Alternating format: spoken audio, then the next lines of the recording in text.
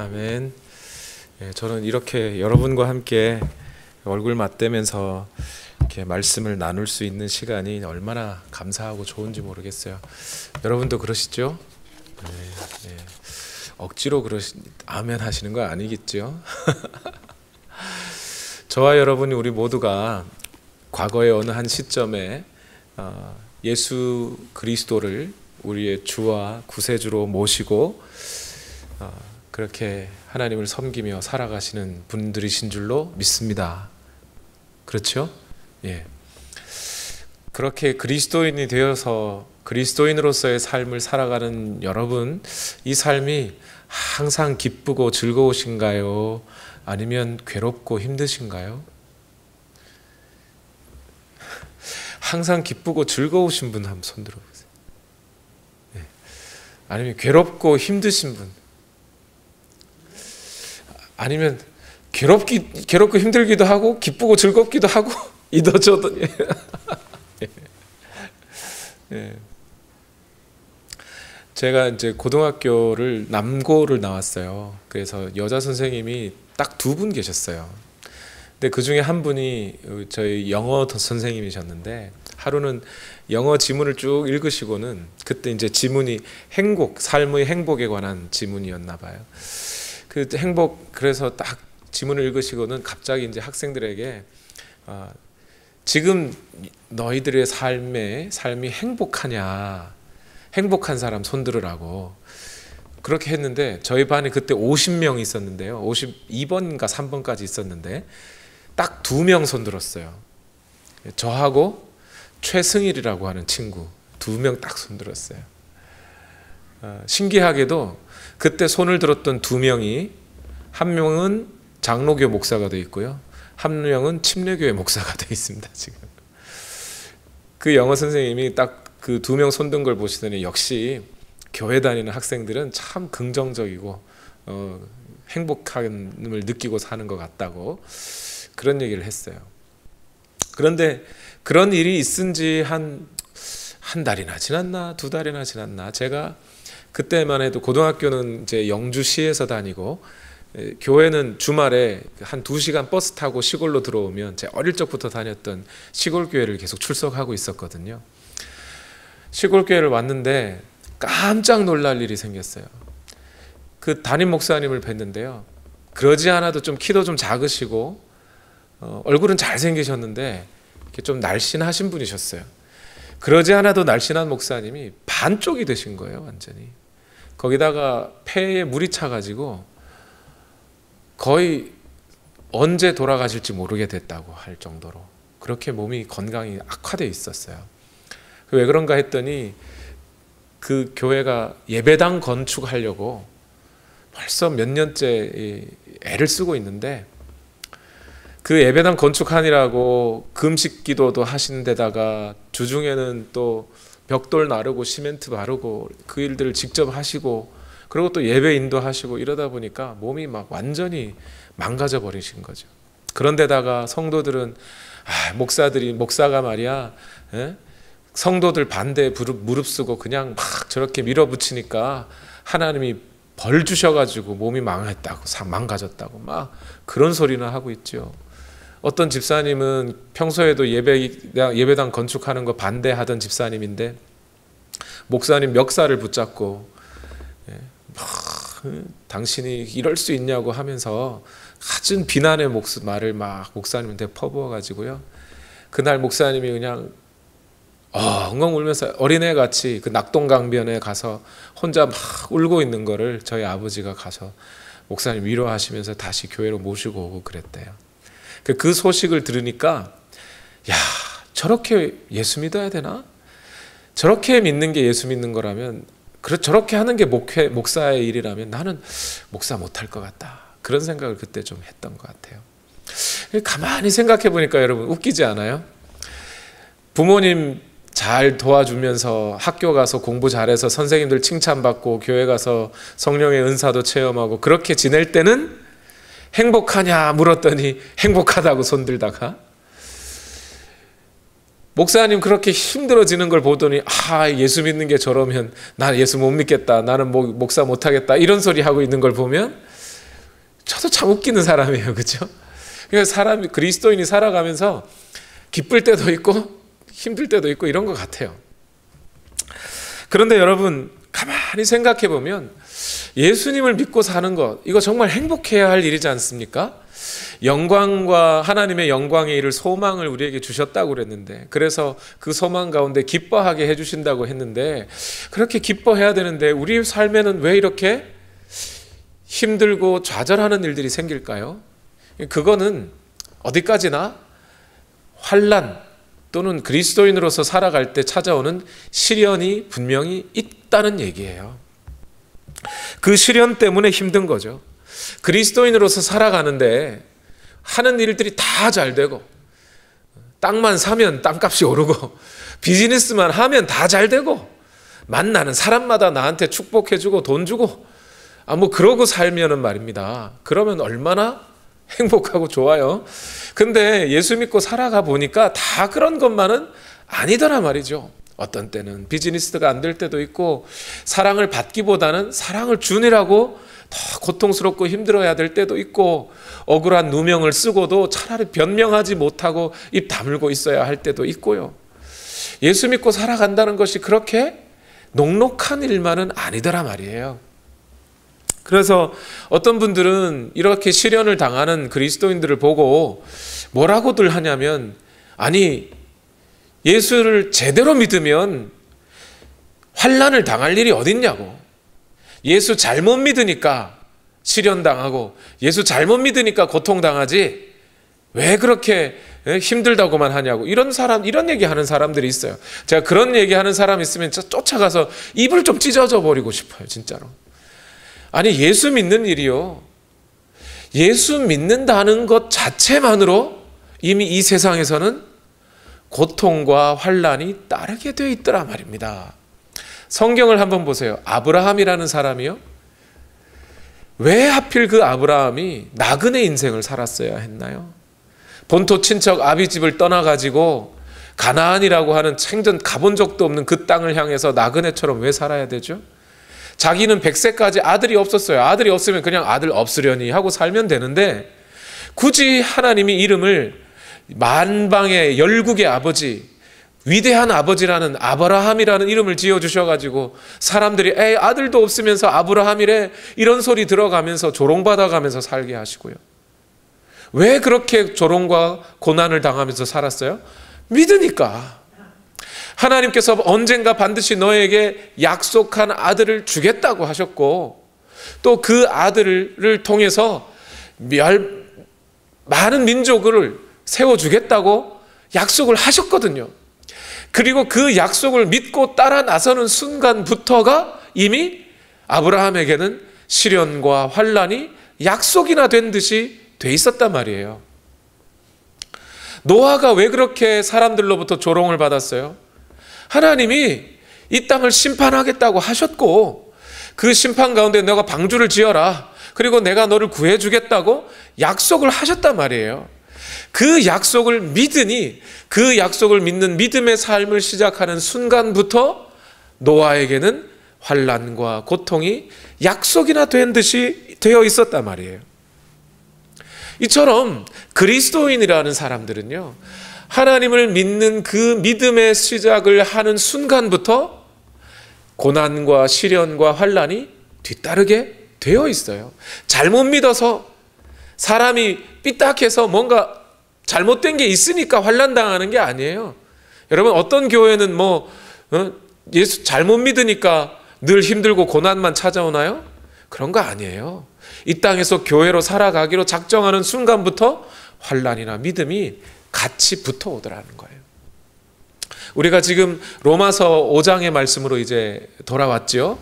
우리 고난주간 부활주간 주일 지나고 이제 로마서 5장 말씀으로 돌아왔는데, 여기서 한번 복습 한번 해보십시다.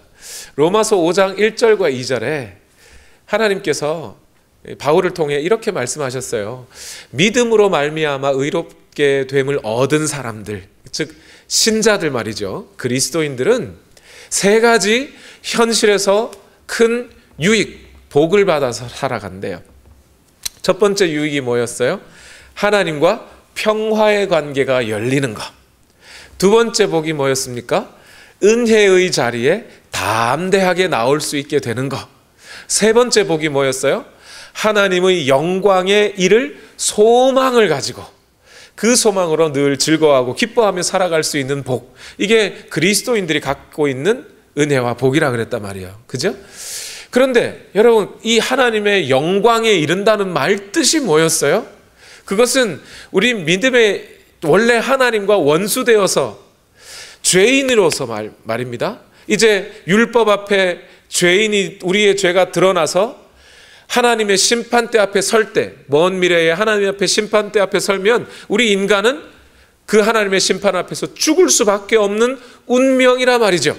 그런데 우리 모두가 어떻게 된 노릇인지 믿음으로 말미암아 의롭게 되고 난 다음에는 그 심판대 앞에서 죽음으로 판명나는 게 아니고 오히려 하나님의 영광을, 그 생명력을 덧입어서 죽음에서 일어나 부활의 생명을 얻어서 살아나게 될 것이라는 거예요. 부활의 생명을 얻는 정도가 아니라 이제는 그때는 하나님, 처음 아담과 하와가 하나님과의 평화의 관계, 의의 관계 속에 하나님과 원활하게 살았듯이 그날에 그 하나님과의 관계가 확 열려서 아담처럼 하와처럼 그렇게 하나님과 의의 관계 속에 살아가게 될 거라는 거잖아요. 그뿐만이 아니라 하나님의 권세와 하나님의 그 능력을 덧입게 되어서 예수 그리스도와 함께, 예수 그리스도께서 이 땅에 다시 오실 그날에 예수 그리스도와 함께 이 모든 만물을 통치하고 다스리고 왕노릇하면서 그런 권세를 가지고 살아가게 될 거라는 거예요. 누가요? 저와 여러분이 믿음으로 말미암아 은혜를, 의롭다 인정함을 받은 사람들이 그렇게 살아갈 거라는 거예요. 이게 하나님의 약속이에요. 이것이 그리스도인에게 부어진 소망이에요. 이 소망이 믿음으로 말미암아 의롭다함을 얻은 자들은 이 소망을 얻는다는 얘기는 우리 모두가 다 그 소망이 있는 자라야 그리스도인이란 말이에요. 그리스도인들은 이 소망을 다 갖고 있다고요. 이 소망이 없으면 그리스도인이 아니란 말입니다. 자, 그런데 문제는 우리가 이 소망을 가진 때로부터가 문제예요, 여러분. 왜 그렇지요? 우리가 영광의 소망, 그 하나님의 영광에 이를 소망을 가졌다라고 하면 주변 사람들이든 아니면 우리 자신이든 우리의 그 소망과 믿음에 대하여 무슨 소리를 먼저 해요? 첫 번째, 야, 너 따위가? 너 같은 사람이? 안 믿는 사람들도 야, 예수 믿는 사람이나 안 믿는 사람이나 뭐 다를 게 있다고, 니네가 뭐 더 착하고 뭐 더 선한 일이 있다고 너희 같은 사람들에게는 하나님이 그런 영광을 주신다니? 우리 자신도 그렇잖아요. 우리 자신의 연약하고 부족한 모습을 보고 발견하고 우리 자신에게 실망하게 될 때는 어떤 생각이 들어요? 야, 나 같은 사람도 하나님이 영광스러운 자리에 우리를 불러주신다고? 야, 참 안 믿어진다. 이렇게 되잖아요. 또 두 번째, 어떤 일들이요? 아니, 이 세상 이렇게 잘 돌아가는데 아니 뭐 하나님이 무슨 심판한다고 예수 그리스도가 이 땅에 다시 오시고, 아니 이 땅에 한번 오신 예수님 뭐 또 뭐하러 또 오셔? 재림까지 해가지고 우리를 굳이 왕노릇하게 하실 이유가 뭐 있어? 그런 일들이 일어나겠느냐? 즉 우리가 예수님 믿고 잘 살았는데 죽고 일어나 보니까 아니 하나님이 약속하셨던 그 약속대로 안 이루어질 수도 있지 않느냐? 그런 조롱과 박해와 의심, 이런 것들이 우리를 막 찾아오게 된단 말이죠. 그러한 고난과 박해와 조롱이 또 시련이 우리의 믿음을 자꾸 갉아먹고 뒤흔들고 할 때, 여러분, 그럼에도 불구하고 이 하나님이 우리에게 약속하신 영광, 우리가 예수 그리스도와 함께 온 땅 위에 서서 왕 노릇하게 될 그 소망을 여러분 그래도 붙들고 계시겠습니까? 성경에 보면 그런 시련과 환난 때문에 도저히 견딜 수가 없어서 믿음의 자리에서 좀 잠시 하나님께서 우리에게 맡기신 사명의 자리에서 잠시 떠난 사람도 있어요. 전혀 예상하지 못한 인물인데 바로 디모데라는 인물이에요. 디모데는요, 사도 바울이 루스드라 지역에서, 원래 이 디모데가 지금의 터키의 이고니온이라고 하는 루스드라 지역에 살던 사람이에요. 거기에 1차 전도 여행을 바울이 왔었거든요. 그때 디모데는 나이가 좀 어렸는데 신기하게도 바울이라는 사람을 보고 감동을 받은 거예요.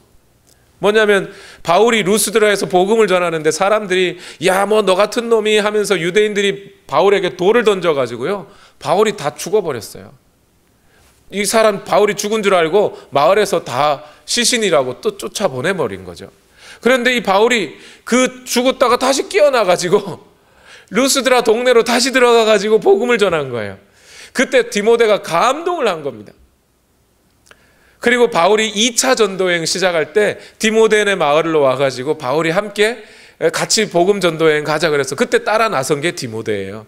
그러니 바울로부터 얼마나 믿음의 어떤 전수를 많이 받았겠습니까? 바울이 오죽하면 디모데를 믿음의 아들이라 그랬어요. 그런데 바울이 그렇게 복음을 잘 전하고 이제 3차 전도여행도 다 마치고 로마에까지 복음 전하겠다고 갔는데 복음 전하다가 바울이 로마에서 감옥에 갇혀버려요. 거기서 어쩌면 병이 들은 것 같아요. 잠시 풀려났다가 2차로 또 감옥에 갇혀요. 그러니까 바울이 이제 오늘 죽을지 내일 죽을지 모르는 거예요. 그런 바울의 모습을 보고 디모데가 어쩌면 시험에 들었는지 몰라요. 아니, 하나님, 저런 유능하고 하나님을 위해서, 하나님의 복음 전하는 일을 위해서 모든 것을 다 바친 바울 선생인데 하나님 이제 그 인생 마지막쯤에는 뭔가 좀 그에게 영광스러운 자리, 좀 편안하고 안락한 자리 하나 정도는 주셔야 되는 거 아닙니까? 아니, 그러면 바울이 저렇게 복음 전하다가 낭패를 당하고 감옥에 갇히고 이제 내일 죽을지 오늘 죽을지 모르는 상황이라면 저도 그 길 가야 된다는 겁니까? 이런 생각이 든 거예요. 그래서 잠시 자기에게 맡겨진 복음 전도의 자리에서 조금 물러났었나 봅니다. 그랬더니 디모데후서, 이 디모데후서는 바울이 쓴 책 중에 가장 늦게 쓰여진 책인 것 같아요. 그 디모데후서에 디모데에게 편지를 보내면서 바울이 이런 얘기를 해요. 디모데후서 1장 8절에 그러므로 그대는 우리 주님에 대하여 증언하는 일이나 주님을 위하여 갇힌 몸이 된 나를 부끄러워하지 말고 하나님의 능력을 힘입어 복음을 위하여 고난을 함께 겪으십시오, 이래요.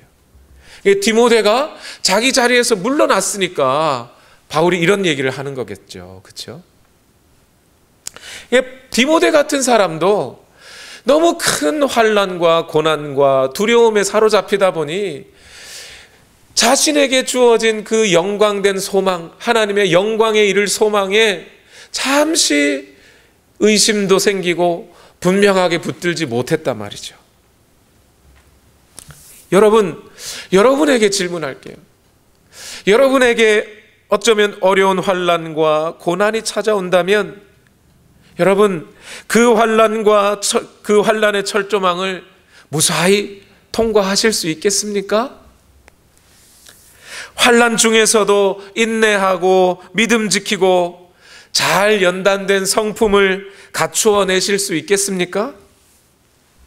과연 예수 그리스도의 재림의 때에 거룩하고 흠이 없는 제물로 하나님께 바쳐질 수 있겠습니까?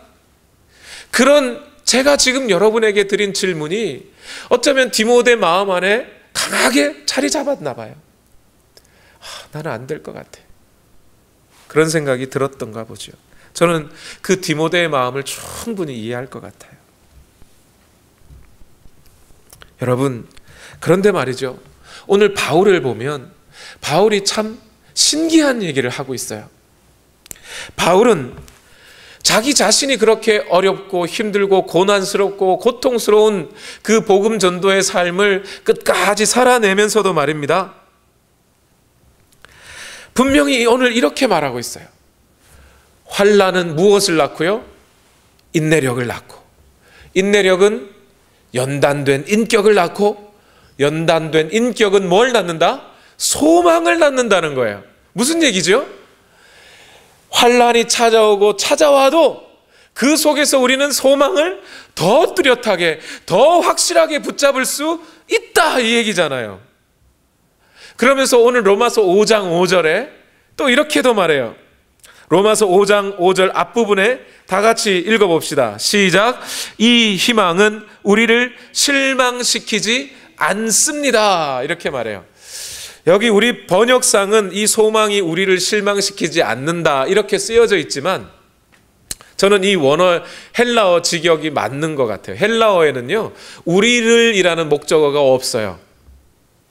그리고 이 표현이 수동태로 표현되어 있어요.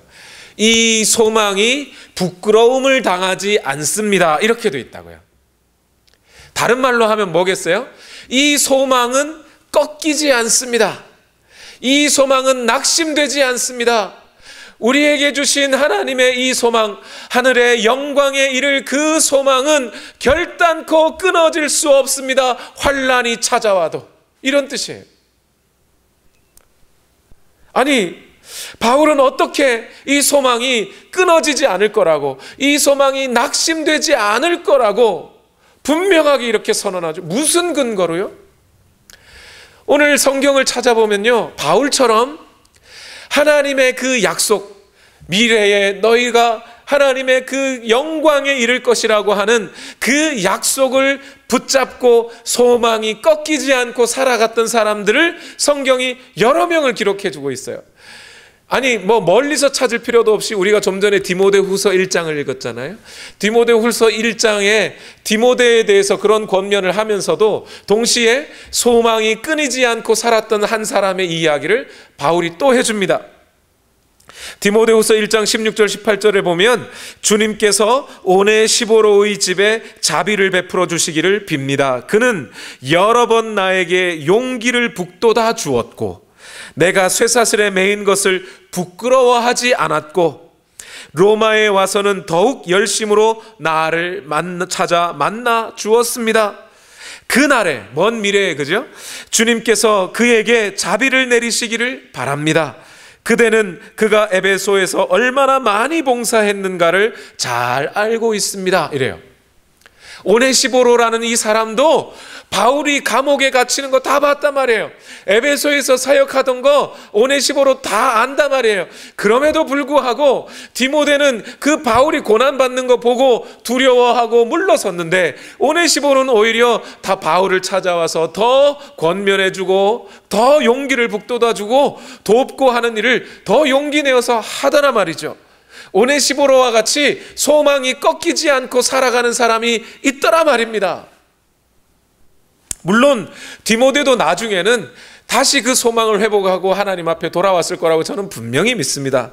그럼에도 불구하고 이 바울처럼, 오네시보로처럼 소망이 끊이지 아니하고 하나님의 영광을 향한 소망이 뒤로 물러서지 않고 끝까지 그 소망을 붙들고 나아갈 수 있었던, 환난을 이겨낼 수 있었던 이 사람들, 도대체 무슨 비결로, 무슨 근거로 이 소망을 굳게 붙잡고 나아갔을까요? 바울은 여기서 한 가지, 어쩌면 유일한 비결 한 가지를 우리에게 말해줍니다. 소망, 그 소망을 끝까지 붙들 수 있었던 이유는 딱 하나, 우리를 향한 하나님의 사랑이 우리 마음에 가득히 있었기 때문이다 라고 이야기하고 있어요. 우리 다 같이 로마서 5장 5절을 함께 읽어보겠습니다. 시작. 이 희망은 우리를 실망시키지 않습니다. 하나님께서 우리에게 주신 성령을 통하여 그의 사랑을 우리 마음속에 부어주셨기 때문입니다. 이래요. 우리 마음속에 하나님의 사랑이 부어졌기 때문에, 그랬기 때문에 이 소망은 끊어지지 않습니다. 이 소망은 좌절되지 않습니다. 이 소망은 낙심되지 않습니다. 이 소망은 부끄러워지지 않습니다. 이렇게 말하는 거예요. 여러분, 이게 바울의 이 이야기가 얼른 이해가 되시나요? 여러분, 코로나 바이러스가 지금 이렇게 창궐이 전 세계 창궐하고 뭐 안 걸리는 사람 없을 정도로 다 걸리고 가고 있는 이 시점에 어떤 한 사람이 나는 절대 코로나 바이러스 안 걸리고 건강하게 깔끔하게 이 코로나 바이러스 사태를 지나갈 수 있습니다. 나는 그런 소망이 있습니다. 분명히 나는 믿습니다. 라고 하는 사람이 있다면 말입니다. 있다면, 아니, 당신은 무슨 근거로 그렇게 건강을 장담합니까? 이렇게 물어봤을 때 그 사람들이 보통 뭐라고 대답하겠어요? 당연한 대답은 어떤 거예요? 나는 면역력이 강합니다. 이렇게 대답하든지, 아니면 우리 집에 마스크 2,000장 있습니다. 하든지 말이에요. 아니면 나는 주치의가 아주 유능한 주치의를 사놨기 때문에 절대 코로나 바이러스 안 걸립니다. 뭐 이렇게 대답하는 게 맞지 않습니까? 그런 어떤 자기 자신의 능력, 자기 자신이 갖고 있는 어떤 자원, 이런 것들이 있으니까 이 소망이 반드시 이루어질 거라고 대답하는 게 맞단 말이에요.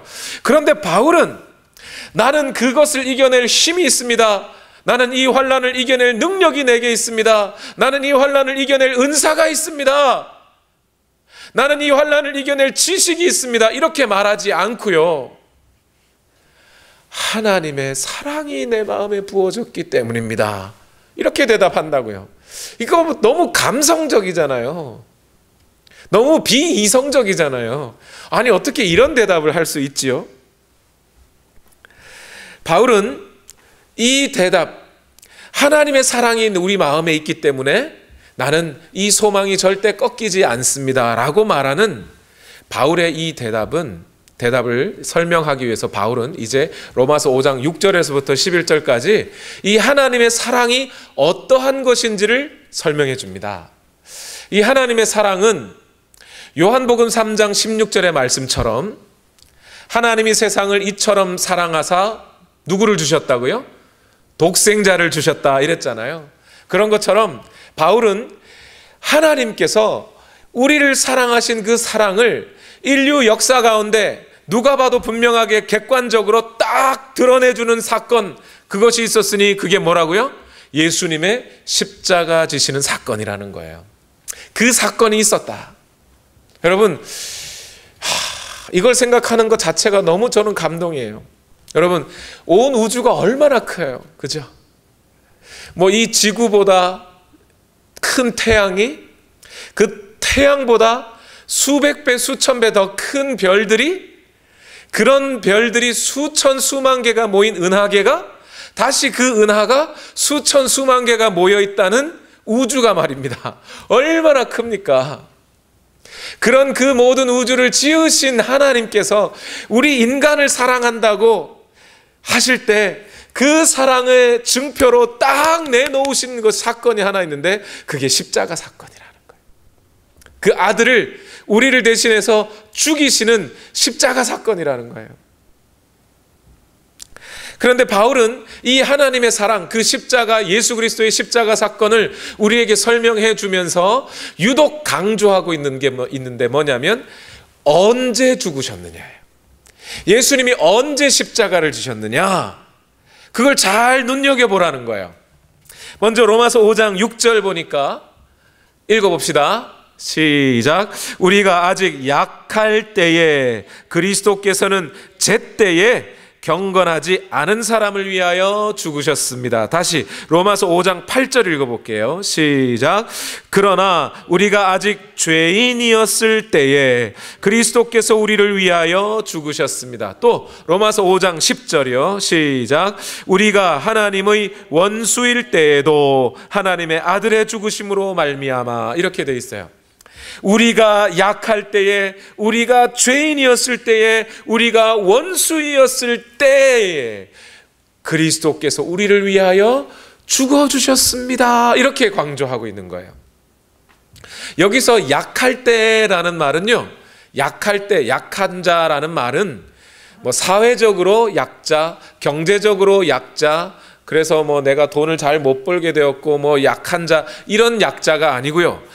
하나님의 뜻을 실천할 능력이 없는 자, 선을 행할, 하나님 보시기에 선하고 의롭다고 할 만한 행위를 할 만한 능력이 없는 자, 그런 의미에서 약한 자라는 뜻이에요. 그래서 6절에 보면 우리가 아직 약할 때에 그래 놓고 뭐라 그랬어요? 경건하지 않은 사람을 위하여 죽었습니다 이랬잖아요. 이 경건하지 않은 사람이라는 말과 약한 자라는 말이 같은 뜻이거든요. 이 경건하지 않은 자라는 단어는 바울 서신에서 매우 경멸적인 태도로 쓰여지는 단어예요. 그러니까 얼마나 죄인이냐 이 말이죠. 그래서 똑같이 로마서 8장에 죄인 되었을 때 그랬잖아요. 죄인이라는 말 뜻이 뭐였어요? 로마서 1장에서 3장까지 보니까 죄인이란 그 마음에, 불의한 마음으로부터 하나님을 밀어내고, 그죠?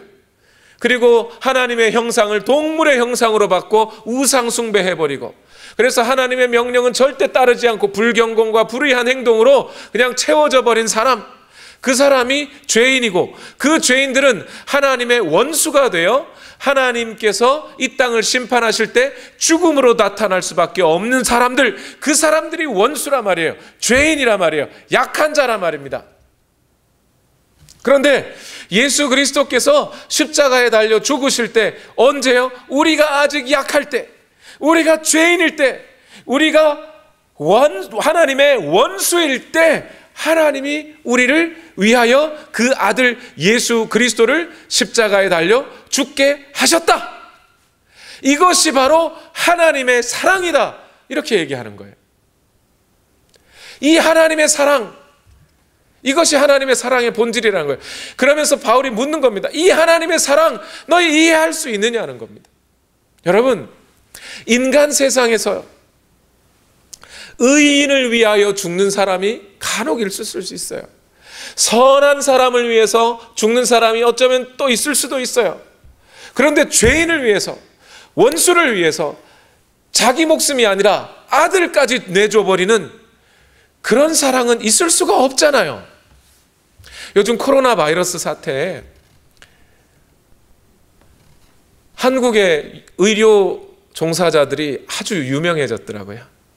대구에서 코로나 감염자들이 막 생겨나니까, 엄청나게 많이 생겨나니까 의료진들이 필요하잖아요. 그래서 전국적으로 제발 의사들 좀 와달라고 했더니 은퇴한 의사 선생님들까지 또 간호사들까지 수백 명이 대구로 쫓아가서 사람들을 진료해주고 치료해줬대요.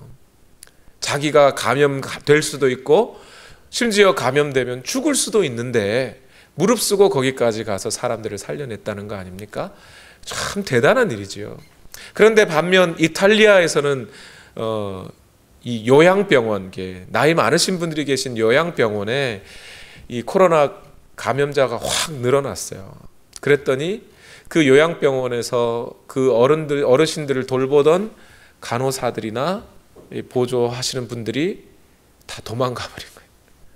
그러니까 그 어르신들이 남아서 계시다가 감염돼서 돌아가신 그 시체들이 많이 발견됐다 그래요. 여러분, 대구 사건이 뉴스예요? 이탈리아 사건이 뉴스예요? 우리가 얼핏 듣기에는 이탈리아 사건이 뉴스 같지만요, 사실 그런 이탈리아에서 있었던 일들은 인간 세상에서 얼마든지 일어나는 일이라는 거예요. 대구에서 그렇게 의사들이 죽음을 무릅쓰고 가서 사람 살리는 일은요, 흔하지 않은 일입니다. 그게 뉴스예요. 인간 세상에서도 그런 일들은 쉽게 일어나지 않아요. 그런데 우리 하나님은 인간으로서는 도저히 이해할 수 없는 일을 하셨다고요. 여러분, 바보 온달을 사랑해서 바보 온달과 결혼한 평강공주 이해가 됩니까? 야수를 사랑해서 야수와 함께 야수에게 마음을 줘버린 벨 아가씨 이해가 돼요? 이건 이해할 수 없는 사랑이에요. 막무가내 사랑이에요. 대책이 없는 사랑이에요. 인간의 세상에서는 도저히 찾아볼 수 없는 위대한 사랑이에요. 바울은 지금 이 사랑 때문에 우리가 하나님의 영광에 이를 소망이 확실하다는 거 아닙니까? 바울이 하고자 하는 얘기는 뭡니까? 우리를 그 원수 상태에 있는 우리를 위하여 아들을 내어주신 하나님이시라면 이제 믿음으로 말미암아 의롭게 된 우리, 이제 하나님과 원수의 관계가 끊어지고 하나님과 화해된 우리를 그 하나님의 영광의 자리에 우리를 끌고 가시는 것은 더 분명하지 않겠느냐는 거예요. 도저히 대책 없고 납득되지 않는 그 사랑으로 우리를 건지셔서 우리를 씻기시고 회복시키신 하나님의 사랑이 있다면, 그렇다면 우리가 하나님의 영광의 자리에 갈 것은 더 분명하지 않냐는 거예요. 지금 바울은 이제 우리가 그리스도인으로 살아갈 그 모든 길이, 그 가시밭 길이 이미 장미꽃으로 된 꽃길로 바뀌었으니까 그 소망이 이루어질 것이다, 이런 뜻이 아니에요. 우리에게 무슨 능력이 출중하게 나타나서 어떤 고난과 시련도 이겨낼 만한 능력이 우리 안에 딱 생겼으니까 얼마든지 그 영광에 된 소망에 이를 수 있다라고 얘기하는 게 아니에요. 여전히 우리 앞에 놓인 길은 가시밭 길이고요, 여전히 우리는 연약하고 부족합니다. 예수 믿고 살아가지만 오늘도 우리는 죄 짓습니다. 하나님의 뜻을 이루기가 참 어려운 인간이에요. 그럼에도 불구하고 지난 시간을 되돌아봤더니 우리를 여기까지 인도하신 것이 바로 그 십자가의 사랑 아니었느냐, 이 말입니다. 도저히 이해할 수 없는 하나님의 사랑 아니었냐고요. 그 사랑이 우리에게 있다는 사실을 기억할 때 우리의 남은 인생 여정, 또한 그 인생 여정 끝나고 나서 하나님께서 우리를 영광의 자리에 세우실 것은 더 당연한 거 아니냐는 거예요. 원수인 우리를 위하여 아들을 내어주는 그 말도 못하는 사랑을 우리에게 주셨다면, 이제 원수가 회복되고 이제 우리가 의롭다고 인정함을 받았으니 의롭게 된 우리가 하나님의 영광의 자리에 가는 건 당연하잖아요. 너무나. 바로 그 십자가의 사랑이 이 역사 가운데 객관적으로 분명하게 우리에게 주어졌으니 우리가 하나님의 영광에 이를 것도 당연하다는 거예요. 여기까지 말씀드리면 사실 이 문제를 이해하는 절반은 온 겁니다. 무슨 얘기냐면, 여러분, 이제 그 객관적으로 십자가에 달리신 예수 그리스도의 사건이 있었다는 것을 우리가 믿는다면 말이죠. 그런데 그 객관적인 역사적 사실이 어떻게 우리 마음속에 확신으로 자리 잡게 될까요? 우리 인간은요, 제가 이 말씀을 드리는 이유는 우리 인간이란 사랑할 줄 모르는 인간이기도 하지만 사랑받을 줄도 모르거든요, 사실은. 저희 아내가 그 관절염이 있어요. 퇴행성 관절염이에요. 류마티스 관절염이 아니고, 피아노 쳐서 그렇기도 한데 너무 많이 써서 그렇다는 거예요. 손가락이 아파서 병원에 가봤더니 의사 선생님이 바로 묻더라고요. 집안이 깨끗하세요? 좀 지저분하세요? 이래요. 그랬더니 생각해보니까 우리 집은 좀 깨끗한 편인 것 같아요. 그랬더니 좀 지저분하게 사세요? 그러더라고요. 너무 깔끔하고 너무 부지런하게 치우고 하니까 손이 너무 많이 써서 이 관절이 닳아서 관절염이 생긴 거라는 거예요. 근데 제가 평소에 제 교회에서 사역을 마치고 또 일 마치고 집에 가보면 제 아내가 늘 뭘 하고 있어요. 밥을 하고 있든지 빨래를 하고 있든지 청소를 하고 있든지 뭐 아니면 책을 보고 있든지 뭐 기도를 하고 있든지 뭔가를 하고 있어요. 늘 부지런하게. 그러면 그걸 보면 제가 그것을 뭐래요? 남편과 가족을 사랑하는 사랑으로 받아들이면 되잖아요. 근데 저 같은 인간은 그걸 사랑으로 받아들일 줄을 몰라요. 아내가 그렇게 일하고 끙끙 앓으면서 손이 아파가면서도 일하고 있는 모습을 보면 괜히 제 마음이 미안하고 불편하니까 괜히 핀잔하고 타박해. 아니 내가 언제 청소 안 해도 집안 더럽다고 뭐라 그런 적 있냐고. 내가 밥 맛이 없다고 음식 타박한 적 있냐고. 좀 가만히 있고 좀 쉬지. 뭘 자꾸 일하고 그래 앉았냐고 자꾸 타박해요. 제가 오히려 그냥 사랑으로 받아들이면 될 건데. 우리 인간이 그래요. 부모님들에게 대해서도 그렇거든요.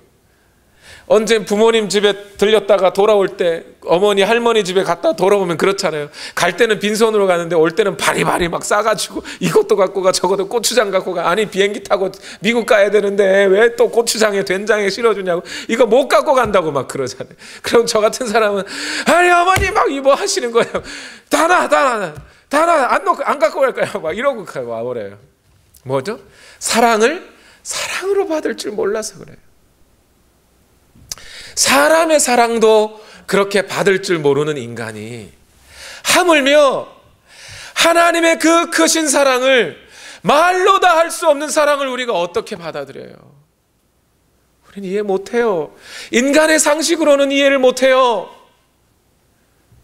그래서 하나님께서 누구를 보내주셨어요? 우리 안에 성령을 보내주시는 거예요. 그래서 그 성령을 보내주셔서 우리로 하여금 객관적으로 딱 역사 가운데 십자가라고 하는 하나님의 아들의 죽으심이라는 사건을 우리 마음속에다가 확신으로 심어주는 거예요. 이것이 사랑이라고. 성령이 그렇게 해주시는 거예요. 오늘 로마서 5장 5절 하반절을 다 같이 읽어봅시다. 하나님께서부터 시작. 하나님께서 우리에게 주신 성령을 통하여 그의 사랑을 우리 마음속에 부어주셨기 때문입니다 이러잖아요. 여기 부어주시다 이 말 뜻이요, 이 단어가 참 신기한 단어예요. 원래 이 단어는 언제 쓰여진 단어냐면요, 사도행전 2장에 마가의 다락방에 제자들이 다 모여가지고 120문도들이 모여가지고 열심히 기도할 때 주의 성령이 부어졌다 할 때 그 부어졌다는 단어예요. 구약 성경에서는 요엘서 있잖아요. 요엘서에 보면 마지막 날에 내가 나의 영을 나의 백성들에게 부어주리니 젊은이들은 뭐 할 것이요 노인들은 꿈을 꿀 것이요 뭐 이렇게 나오는 단어 있잖아요. 그때 나의 영을 부어주겠다 할 때 그 부어주다라는 단어예요. 차고 넘치게 부어주겠다 이런 뜻이에요. 그냥 대충 이렇게 수돗물 쫄쫄이 아니고요, 그냥 그릇이 넘쳐버리도록 그냥 부어주겠다 이런 뜻으로 부어주다라는 단어가 쓰여져 있어요. 그런데 여러분, 원래 부어주다는 무엇을 부어준다고요? 사도행전도 그렇고 요엘 살아계신 하나님, 오늘도 우리를 인도하시는 하나님께 감사와 찬송을 올려드립니다. 주의 은혜로 우리를 인도하시는 하나님의 은혜를 감사합니다. 오늘도 우리가 주의 사랑에 매여 있습니다. 나를 사랑하신 그 아들 예수 그리스도의 사랑 때문에 우리는 다 같이 고백합시다. 모든 은혜 나는 말할 수 없네. 주의 성령이 그 사랑을 확증시켜 주시기에 말로 다 할 수 없는 이 사랑, 십자가의 사랑만을 고백합니다. 주께 내 삶 드립니다. 하나님, 우리가 살아가다 보면 많은 일들을 겪습니다. 믿음의 길을 가는데 이 길은 참 좁고 협착한 길이라 사람들이 함께 하지 않고 고난과 시련이 따르는 이 길인데, 어쩌면 지금 믿음의 자리에서 떠나 하나님의 영광에 이를 그 소망을 의심하고 뒤로 물러선 사람들이 있습니까? 하나님, 그 모든 사람들에게 예수 그리스도의 십자가를 통해 드러난 그 하나님의 사랑이 다시 한번 그들의 마음을 흘려 적실 수 있도록 주여 인도하여 주시옵소서. 지금 믿음의 시련 때문에, 고난 때문에, 외로움 때문에 힘들어 지친 영혼들이 있습니까? 하나님, 오늘 주의 성령을 통하여 이 하나님의 사랑이 그들의 마음에 확실하게 자리 잡을 수 있도록, 흘러 넘칠 수 있도록 주여 부어 주시옵소서. 또한 앞으로 어떤 시련과 고난 때문에 고통을 겪게 될 사람들이 있습니까? 오늘 이 순간에 하나님의 사랑으로 충만하게 채워주고 성령으로 충만해져서 하나님의 사랑이 넘쳐 흐르는 그런 넉넉한 시간이 되게 하여 주시옵소서. 우리가 이 십자가의 사랑을 떠나 어디로 갈 것이며 우리가 이 하나님의 사랑을 떠나 어디에 거하겠습니까? 하나님, 이 하나님의 사랑만이 우리를 구원하시고 우리를 심판에서 건지시며 장차 그 영원한 심판에서 건져주셔서 영광의 자리에 앉게 하실 하나님의 보증이심을 확실히 믿고 변함없이 믿음의 자리를 지켜가는 우리 모든 성도들 되게 하여 주시옵소서.